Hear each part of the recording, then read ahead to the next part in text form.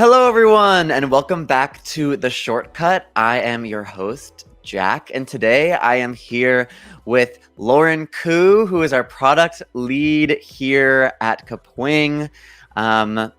Lauren is the best. Lauren knows everything there is All to the things. know about video. So super excited to have you here today, Lauren. Thanks for coming. Awesome. Hey, Jack. Thanks for having me. Yeah, super excited to be on the shortcut and kind of seeing you and Greg make this content. It's awesome and feel honored to be a part of it. Yeah, I think it's going to be really fun to talk to you today because obviously we sort of come at figuring out the challenges of content and marketing from different areas. You from a product lens, me from just being a content creator in-house at Kapwing myself. But ultimately, yeah, our jobs here at Kapwing are to try to empower people to want to make video accessible. And I think we both do a lot of thinking about that. So really excited to talk to you today, specifically about one of the things you actually led a talk on just a couple of weeks ago. We had an all hands on site at Kapwing HQ. You gave a little presentation on the challenges that marketers and marketing teams face when they create video or when they think they want to create video but don't really know how. Obviously, these include business reasons like, oh, I don't have the budget, we don't have the manpower or resources. But more often than maybe you'd think, a lot of the challenges are actually just like personal challenges of like people don't know how to create video or they have fears of getting started. And that's actually maybe the largest reason why a lot of companies want to lean into video but never actually do. And so today we're going to be talking about these 3 fears that stop marketers from creating video. And you had made this little diagram. We love emojis. So emotional. We love emojis.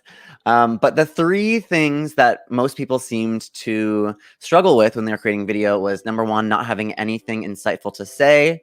Number 2, not wanting to appear on camera. And number 3, not being a video editor, or I'm going to sort of expand that for this episode and just say not being a video producer as well. And so today we're going to address these reservations, talk about why people might be feeling this way, offer some tips to help people conquer these fears or at least take a step in the right direction, and help marketers do what they can to get more comfortable with creating video. So let's get into it. So the first thing that you had on your presentation, Lauren, was that a lot of marketers have indicated that they feel that they have nothing insightful to say, which boggles my mind a little bit because it seems like that's exactly how to market products often, is you're trying to be insightful and get people to buy into what you're talking about.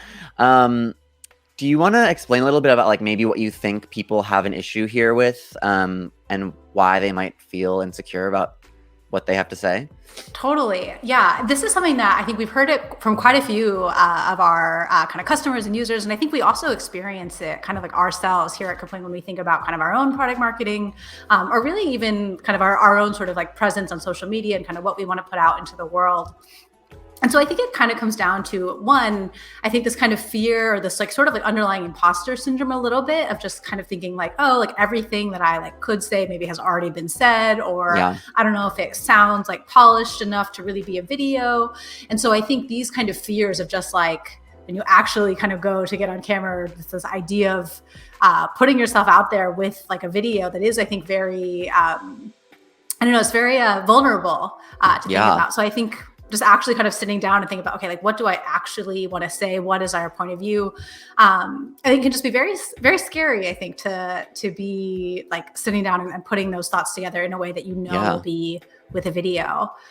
So yeah, I feel that, I think, in a very real way. And I definitely feel like our team sort of thinks about it a lot when we sort of think about kind of making video. I think often the hardest part can be like, what do we even want to say? And I think the funny thing in here is that like as you kind of mentioned, like companies and product marketers, like you have a point of view. I think that the company sees a problem, sees kind of an opportunity in a product that they want to offer and create. So you actually do have this point of view. And I think it can feel a little bit like your mind goes blank almost when you're like, okay, I'm going to make a video. What would I even say? But yeah, those are some of the things I think that kind of like really feel like they come up when you sort of experience this kind of fear that makes you feel like, oh, like maybe we don't need to make a video. Maybe we don't need to do this. And I feel like it actually can kind of come from feeling like you just don't have that like little idea that you want to really take into a video, or you're scared it won't like make a very good video. Yeah, I definitely think that's true. I think a lot of people also maybe overestimate like how much needs to be said in a single video. People think that they have to have this like you were saying, sort of, really unique or really game-changing thought to say something. Generally, though, I feel like that's actually not the truth. I feel like the most impactful videos are often ones that unpack a really small detail of a topic that make you reconsider something just a little bit, or get you thinking, because like frankly, especially these days, most people are consuming short form content anyway. You can't like, I don't know, you can't give an entire marketing playbook in 1 minute for a YouTube short. Like you need to actually, you have to think smaller. And so I think if people started there thinking small, maybe people would feel a little bit more like they have more to say. I think it's like, also, it feels like a very childlike, and I don't mean this in a rude way, but like it does feel like a childlike fear, right? Of like being, I don't know, like called on in class and you don't know the answer, or being like in a play on stage and you don't know your lines, or something like that. I think there's those types of fears that come out, but ultimately, I don't think, like, I think, like the biggest hurdle is the mental hurdle. Totally. In this. But I do think that there are actually like, I think that's normal. I think there are also things that you can do to like combat that, which we will talk about in a bit. But I think just like going into making a video, recognizing those fears is like tip number 1. And that's, I don't know, it's a little like therapy, but you kind of have to like self-therapize a bit. I have the like, fear. It's fun. It exists. Yeah. Yeah. And don't worry about having like one single amazing idea. Like you probably have hundreds of things you could say. So just figuring those out is the first step. I think to actually figure out like what to say as well, there is sort of a system or a list of prompts that were created by Diana Smith, who is a product leader at HashiCorp. And she made this little list of just like things to ask yourself, and then recognize like these are all things you could make content about, especially for like thought leadership. They include, so like if you have in your own personal experience, finished a project, learned something new, created chaos out of order, looked for a resource but couldn't find one, been asked the same question, developed a strong opinion, or been fascinated by something in whatever you're doing in like your own work or your own life, then you probably have something valuable to share. You just have to like look back on what you've done, or when you face one of these things, like write it down, and think about, hey, maybe I could create actually a useful, short, resourceful, helpful video. And this is a really easy exercise. I think oftentimes people think for this type of content, like for like thought leadership content or something, you have to be like coming up with like theories, right? Totally. But a lot of like times your it's own actually personal, like take. Yeah. Yeah, but it's not really that. You're generally just sharing like I don't know, something that you've faced and how you overcame it. And so I think like having a tool like that will help you generate ideas, and ideas that like the answer to, your answer to, at least those can be really helpful. Totally. I think of this kind of in like two pieces. I think like I definitely love kind of Diana's like prompts here. I think they're like so useful for just one. I think people like really connect with like kind of authentic experiences. I think that like human connection like that is possible with video, particularly with like the thought leadership type content where just like learning from somebody firsthand about kind of something they tried that didn't work or something that's top of mind for them that kind of maybe they have a thought that then sparks a thought in you from thinking about that. I find that like so powerful with video. And so I really like this kind of prompt idea to really brainstorm. And I think kind of see that you have like a lived experience, you have expertise to share that you're kind of doing with your company, kind of with your product or your role. So I think definitely that aspect of like kind of brainstorming and finding those stories that you are already living to share is really awesome. And I think something we think about on the product too, when we're kind of figuring out, hey, how do we help people really combat this kind of fear, this like kind of that feeling of like freezing up and not knowing what to say. Yeah, I think the other sort of thing I think about though is also I think a lot of our like ideas and content are like already written. Like, like we came up with an idea, we came up with a thought, we like have written a blog post about it, or we've talked about it a lot. And so I think also kind of thinking about, hey, like I maybe already have this idea out there. It's kind of written down in some other format, and finding ways that you can kind of take that maybe non-video format and find ways that how do I kind of transform this into something that is like a script or is a tool I can use for like kind of making a video. And so I think kind of both of those aspects are ways to kind of bring ideas into video. Yeah. I mean, I think also to your point, like even if you aren't starting with something, writing it down is like like writing down your thoughts ahead of time, thinking through them. A lot of people, I think it probably depends on like your comfortability with being on video, how much you want to script. Like I think a lot of people probably end up under preparing, especially in the beginning. I think it like can be great to, especially for videos that are, really short.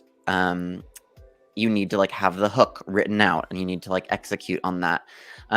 You don't want to be like too long-winded. So I think it's like, actually scripting out what you're going to say can be really helpful. And then, it just makes it so like, exactly what you're going to say. You don't have to like that worry of like, well, I have nothing important to say is no longer there. And I think then, maybe you can, as you get more comfortable, you can do with maybe just an outline or something like that. And I do actually also think like as a good exercise, it actually is good to just hop on camera sometimes without a script, even if you don't end up using the content. I think that's a lot of like what people forget like, too, is that like record it. You can just record and you don't have to do anything with it. Like it can be an exercise or practice.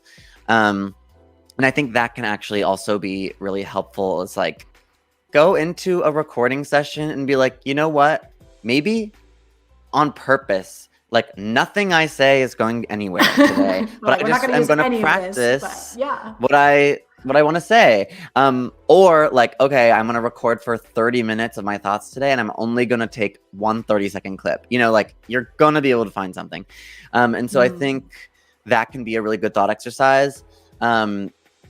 But obviously, it's great paired with a really structured script, because once you have that like comfortability on camera, also the script will come off as more natural. I think that is like the double prong that really makes people successful, is when they do have something prepared that they know they're going to say, but it also reads really casual and personal.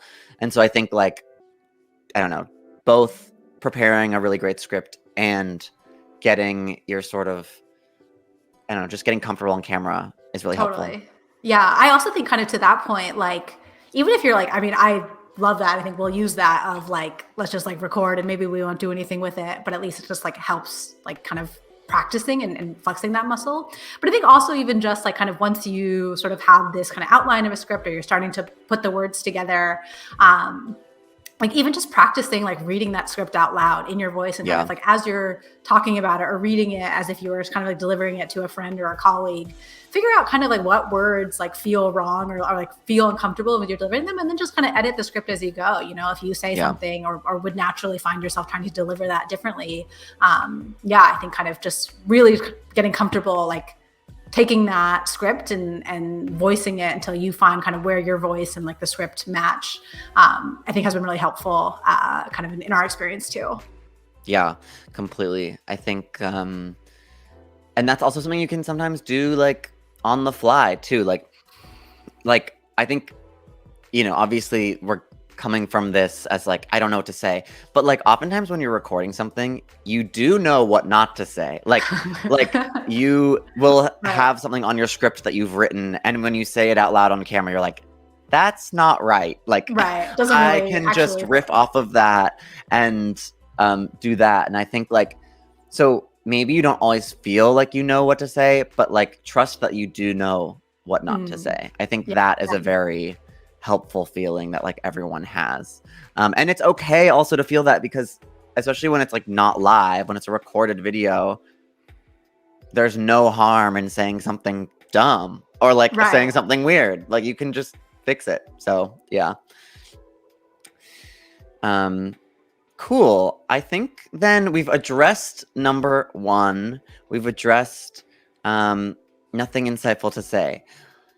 Now we have, I don't want to appear on camera. I would love, Lauren, do you ever feel this way? Because you aren't really a video creator. I feel like I'd be interested to know how you feel about appearing on camera.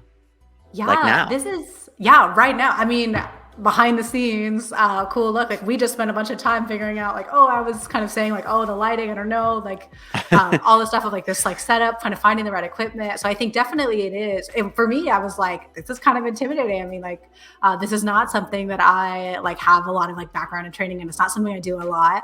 And so I think definitely it is intimidating and it is tricky. So it's definitely, I think, like a bit of a fear again, that is in a similar way that I think we talked about a little bit with number 1 of kind of like you're putting yourself out there. I think like number 1 is kind of about like really the courage and like finding like, okay, I'm putting an idea out there. I'm putting something that like I have learned in my experience, and that idea is going to be out in the world.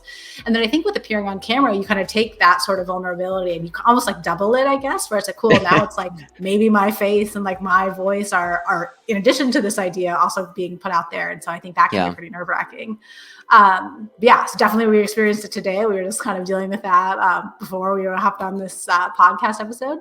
I would kind of love to learn from you, Jack, on sort of, you obviously kind of appear really on camera kind of a lot here. And I'm sort of curious on like, how do you sort of kind of approach like, and with your sort of skill set, like how have you kind of approached this a bunch? And like, do you kind of still feel this? And how does that kind of like play out?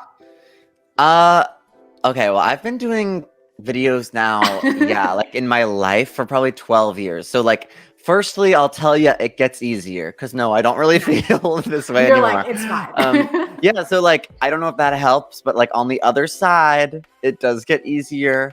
Totally. I think there's a couple reasons for that. Number 1, just when you hear yourself talk a lot, you get better at talking. And so it just doesn't feel as scary anymore. Also, I think recognizing that when you're on camera, again, if it's not live is sort of a different whole other beast. Right. But if you're not live, like you are in complete control of practically every aspect of video. You know, to an extent. Obviously, if you don't have any money, you can't have like the state of the art, camera or the most amazing mic. But you are completely in control of how you speak, what you're saying, how many times you repeat the same thing to get the perfect take. There's like not really, and that's in a perfect world if there's no deadline, blah, blah, blah. I get it. Right. But pretty much like it is your task to just make something like in recording that's like good enough, I think generally, and then like editing, you can really pull it together too. The stakes aren't like super high when you're recording every time. I think especially, and like what I'm getting at too is like you can do a lot in post-production too to like fix the things that like make you uncomfortable about being on camera. You know, adding like doing like basic editing tasks, like adding overlays, adding title cards, adding B-roll, you know, adding jump cuts and things. Like these are all things you can do to cover up like weird moments where you stumbled over in your script and had to repeat or had to cut like 4 different, you know, clips into like for one sentence. And so I think like don't overthink like, oh, I didn't deliver that completely right, or like don't be hard on yourself if you can't deliver a full paragraph in a row. Like I've been doing this for 12 years, and when I'm recording a video, usually what I'll do is I'll go like sentence by sentence. I'll look at the camera and then I'll say the sentence and then I'll look down and like read the next line and then I'll look up. And like number one, because I can hide a lot of them with some of these editing tricks. And number two, like jump cuts are okay. I think people like forget about that, but like jump cuts are standard and people are cool with them. And so I think like oftentimes people are a little even harder on themselves with appearing on camera than like the audience ever would be. Totally. I think that's also like, I think part of that, like kind of that, like something I've been thinking about a lot is I think just like, I'm so excited about like how many authentic and like experiences like we have to share. I'm watching like Julia, of course, like share so many of her like learnings and points of view with video. And it's really just like awesome. I think as I kind of like learn more about the space and see kind of how more and more people are just sharing their learnings, it's really cool to kind of just like see all that come out. And I think part of what makes it very, again, kind of real and resonant is that it is kind of just a person getting on the camera and sort of saying their thing. And almost, again, I think to kind of your point about like, there are some basic things to go do. But in some degrees almost, where it's like, if it feels like so professionally polished, like kind of in watching it, you're like, oh, like the idea that maybe is being shared is kind of like, hey, like here's maybe a failure we learned from or something else. And so there's something to almost be said about it kind of just like being this almost like not so over polished, like scripted type of thing. I think that kind of realness and humanness is definitely an asset part of the video, or at least I like to tell myself completely. that. No, you're completely right. It's like when you can tell that like a company is only making video that's made by like an expensive agency, and like generally it doesn't feel good. Like, I mean, it looks good, but you're not feeling connected to the brand or the person behind the brand. Like, I feel like a lot of businesses could lean more into the personality rather than like being super polished.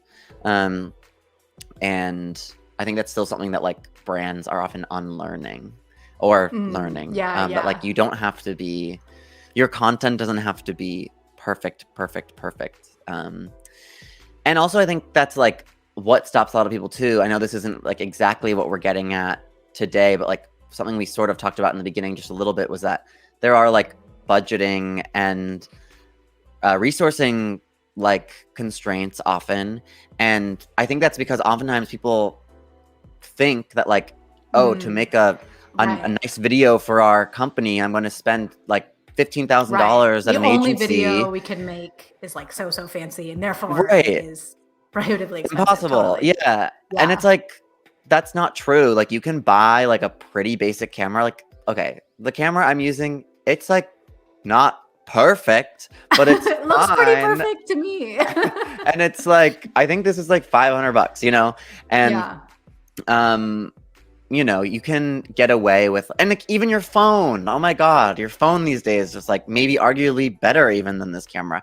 Like, I think people are forgetting that like, you don't have to be state of the art to make amazing content, because ultimately like what is shining or should shine from the content is the content, not actually not actually like the the visual part of it. quality of the video. Yeah. I think if you can get like almost to professional quality too, with like just using your phone, using any microphone practically. You can buy microphones for like $20 on Amazon, like little lapel microphones. If you want to do better than that, you can get like a Yeti microphone. They're not that expensive. And if you want to like really blow them out of the water, getting like a Shure microphone will last you forever.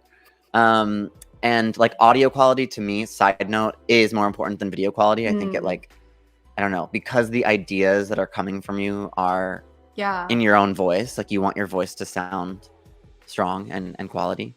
And so I think you can get away with like going cheaper on, just using your phone, which I assume everyone already has, or like using natural lighting. Like, you don't really need like hundreds of dollars of lighting equipment. So yeah, I think like you can get like most of the way there just with a phone and like a mic. So yeah. Totally. I think there's also like, I think we definitely, I think at Kapwing and on the product, like I think are kind of like crystallizing I think we definitely like prefer to kind of make and view, like, I think kind of like recordings of humans and having like the human at the center of the story. But I think there is a very real, value in kind of some of these like tools that can help you make like ultimately like faceless videos. I think kind of as we talk a lot about some of these like tips for kind of getting more comfortable and I think getting more comfortable and I think like also just like taking some of the fear out of how scary recording can be.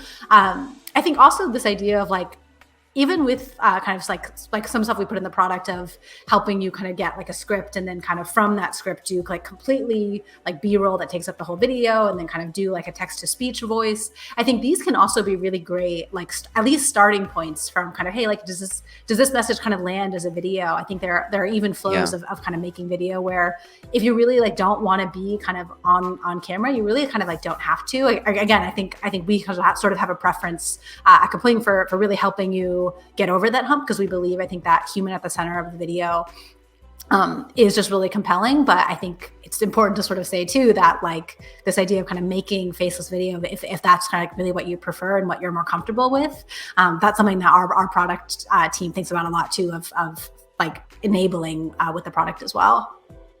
Yeah, I think it's also really important to, like a lot of people are making videos in many different languages or in a language that they don't, maybe they know, but they aren't completely fluent in, or it's not their first language. So I think like tools like that also can be really helpful in those cases as well. And I think like more and more, we're just going to keep seeing tools that help with that as well. Like, I like actually don't know if I can talk about this with Kapwing, so maybe I won't. But like we have tools I feel like that will help with this coming up in the near future. Yeah, coming soon.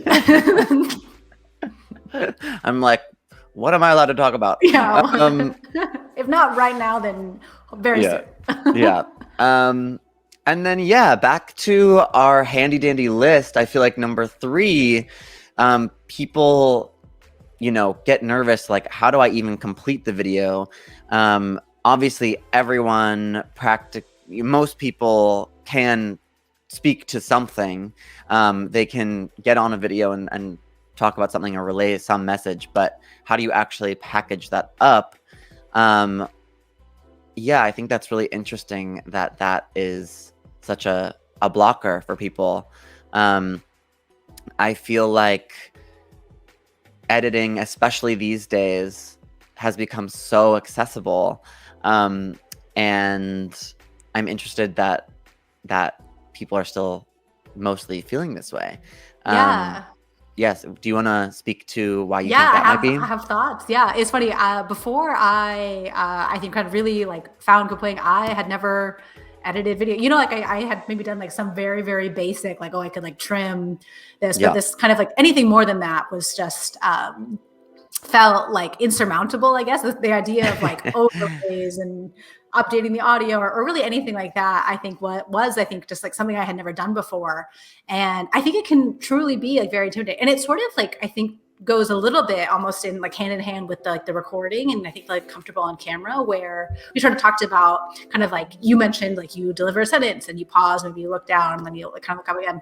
And I think these two problems like sort of compound on each other, where I think one, you feel like, because I think there's a feeling of like, oh, if I mess up the delivery on the recording a lot, like I'm going to have to edit it really a lot to get it to like sound good. And so if I want to save editing time, I like really better like kind of nail it in one take. I feel like that's definitely something I definitely sort of believed.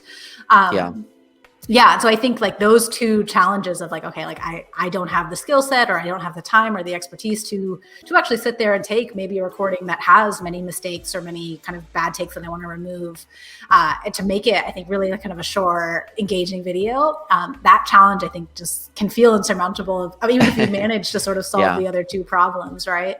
So I think I'm coming from someone who's been editing videos for 12 years, so I probably should lay off. You're like, I should get off my high horse. Yeah. Yeah, I think you're probably right. I think, I don't know, there's also, I think people view, because there are such experts, right, in the field, I think people oftentimes imagine that like you must be an expert to cross that line of like being good enough. But really, I feel like these days with the right tools, I mean, listen, no shade. Well, maybe shade. I'll shade a little bit. Like Premiere, I even find like a little impossible. But like a lot of tools these days are like getting way more accessible. And I think with a little time and a little effort and just like an open mind, like most people can get to the good stage. You know, it might not be perfect or like, you know, film quality level editing, but like you don't need that. And most people, I think, are capable of making a good video, or a good edit. I think also sort of what we've been talking about too, like the most important part is just that the ideas are good. And then once you have that, like if all you have to do is make a few cuts, like that shouldn't scare you anymore. And so, yeah, I feel like really editing's place, especially in like the modern social era, is like just taking the video and making it like a little bit more engaging, make it a little quicker, add a few visual elements, you know, charts or images or a video B-roll or something, maybe adding a piece of music that like keeps the pace. But like other than that, like I feel like most people can do that. And yeah, I think people just have to, I think also, maybe this is also, again, like I'm being a little shady, but like I feel like this is almost used as an excuse to not even get started in the first place. Because if you did the planning and you scripted out a video and you record it, like, yeah, the editing becomes way less important because the content's going to be awesome already. So yeah. Totally. It's kind of like when you like sit down to like write like a document or report, and if you like know what you want to say, like I think like for me, I kind of found like, oh, like it almost like writes itself, I guess, where you're like, oh yeah, like this is just it. But and then totally like when it feels most challenging or like it takes the longest time when you really don't know what you want to say, and you're just like trying to sort of like find it in the edit. So I totally agree that I think if you like I think if we like have address maybe those first two challenges well, then totally I think the edit part does become a lot easier. And I think like kind of in my own experience, obviously I love the Kapwing product and I think a lot about it, but I will say as in an unbiased way as possible, I think for me it was amazing. I remember the first time I was using the product a few years ago and I was like, oh, like adding text on this, kind of like clipping this down, adding subtitles, adding background music. These are things that I had just like never known or like thought how to do. I always thought they'd be way more intimidating than they were. But it can really feel, I think, like once you're actually kind of in that experience. And again, I think on the product side, we think a lot about, hey, how can we get you like make these things like feel kind of automatic? Like, oh, okay, like we can just kind of maybe put in some suggestions and then you can sort of tweak them and make them your own, where if we can even just kind of start you from that recording, maybe at kind of 80% of the way there, I think enabling you to make those like tweaks somewhat intuitively is really our hope for the product on this problem too, of just kind of yeah, if you've got the recording, you've given us the kind of idea that you're excited about sharing. Yeah, the video should just edit itself, right? Yeah. And yeah, I mean, I think like it is ultimately the most basic edits that hold up the best, right? Like Totally. you got to learn how to trim, you got to learn how to split, you got to learn how to add jump cuts or moving zooms or ken burns or texts or overlays, but like all these things are like pretty much something you could figure out if you spend a few minutes like just trying to. I think obviously I'm being like a little optimistic, maybe. Like Yeah, you're not gonna totally. perfectly figure it out, but you'll once you know that those basic tools, like those will last you forever. And I think like those things also are becoming even more and more intuitive with things like, AI help. Yeah. Now like trimming, like I don't care how you trim really anymore. Like it used to be very manual, but now, there's things like in Kapwing, like Smart Cut, where it can pretty much take out all the silences for you in like one click. Or there's the text-based editor where you can just like edit by the transcript. Like there's all different ways to end up doing sort of like the same basic tasks that are the most important. And you can kind of just like figure out your favorite way. And then, yeah, I think that's like, it's becoming even more and more accessible to where like, I honestly do think, again, pretty much anyone can become a good video editor at this point with a little time and like the Yeah. right product. Totally. Yeah, I think shout out to Trim with Transcript. I love Trim with Transcript as someone who I think, again, I kind of learned how to do some like basic like timeline editing on Kapwing, but yeah, kind of since we shipped Trim with Transcript, it has been just like awesome to be able to kind of edit in that way. But yeah, I think kind of to your point about like just like putting in the time, and again, hopefully it's very, very little time. I think that's our goal Yeah. with the product of just like, yeah, like I think if you have that idea, you kind of have the recording ready to go. I think kind of it's our job for the product to just make finding those things really intuitive. And I think, yeah, our goal for that and our vision for that is, yeah, anyone could go from recording to 80% of the way edited, beautiful edit of kind of like these basic sort of like lasting edit skills. Yeah, I kind of share your optimism and enthusiasm there for the future. Let's do it. Yeah. I think, yeah, to wrap up this whole video, I do think like marketers really should just feel inclined to lean into video creation right now. I think even though there are all these fears, like I do think the payoff is really great. We've talked about this in practically every other episode ever, but like video is so important. Practically every company, if you're working at a company that like doesn't do video, like I'm sure they want to do video. Right. They just like think it's going to be really, really expensive, or they don't know how. And like also like just career wise for like marketers, like dive in, make a video, like show it to your company. You can show them like it's not going to take us tens of thousands of dollars. You don't have to like Yeah. potentially fully hire someone right away to do video strategy. Like you can kind of just DIY it to start. And like I think also people be really impressed with you and your knowledge of like just being scrappy and figuring something out, because every company wants video right now, but I think so many of them don't actually know how to just execute on that. And so I think Totally. like take that into account as well for just like your personal career beyond the company. Yeah. Totally. And yeah, I think as we kind of talked about, yeah, the biggest challenge can just be like deciding to do it, right? Like that Yeah. kind of that mental block of like, is this going to be something we do? And it's like, I think the fastest way to figure out is just to kind of try it and see. And I think, yeah, totally. I'm with you. Completely awesome. Well, Lauren, thanks for coming. I really appreciate all of your thoughts as someone who is working on so much video and is somewhat sort of new to the process as well. I feel like you have a Yeah. really interesting point of view about and you share probably, or used to share, some of these feelings, and now I feel like maybe I would just like to ask you in the end, like, do you feel like you have conquered at least somewhat, some of these things? Have these gotten easier as you've started making more video? Yeah, I think definitely this is something that, like, as I'm thinking about the space more, and I think the best way to sort of build really the right like kind of products here is to be trying this, is to be going on that journey of, I'm not a video person, I'm not used to getting on camera or kind of sharing my learnings, and then I think just like watching with the right tools how that can be possible, and how valuable it is. So I definitely feel like we're making a lot of progress here, and I think it's been awesome too to kind of learn with the team and learn from experts like you on just what are the tips and tricks that I can sort of leverage. But yes, I agree, it does, I think, get easier.